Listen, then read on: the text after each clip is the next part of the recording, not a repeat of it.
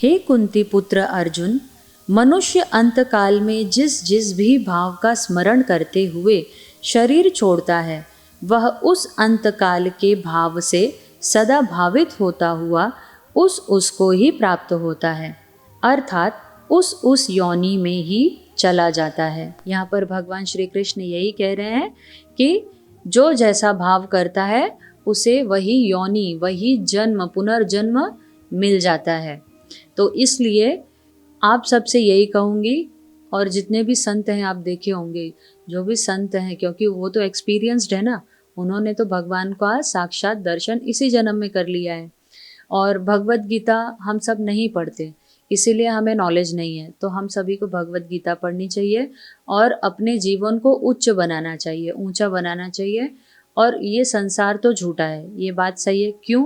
आप इससे समझिए, क्योंकि मृत्यु आप सबको मालूम है कि मरना है, हम सब जानते हैं कि मरना है, लेकिन फिर भी हमारा मोह इस संसार में ही लगा रहता है। ये जानते हुए भी कि हमें मरना है, हम कितना भी यहाँ पे धन दौलत इकट्ठा कर लें, पर हमारे साथ एक चवन्नी भी नहीं जाएगी। हमारे साथ जाएगा तो सिर्फ और सिर्फ भगवान का नाम और हमारे अच्छे और बुरे कर्म। तो इसलिए हमें भगवान की शरण में रहकर सांसारिक कार्यों को करते हुए भगवान का स्मरण करना चाहिए, जिससे हमारी गति नहीं बिगड़े, हम गलत योनियों में नहीं जाए। गलत योनियाँ यानी हम मनुष्य तो हैं, इस जीवन में हम मनुष्य हैं, तो अब मनुष्य से नीचे की योनि हमको ना मिले। कुत्ता, बिल्ली, छिपकली, कीड़े मकोड़े, हम ये योनियों में ना जाएं, क्योंकि ये योनियों में जाना फिर मतलब आपने अपना पूरा जीवन, जो मानव जीवन आपको इस बार मिला था, भगवान ने दिया था, वो आपने पूरा वेस्ट कर दिया।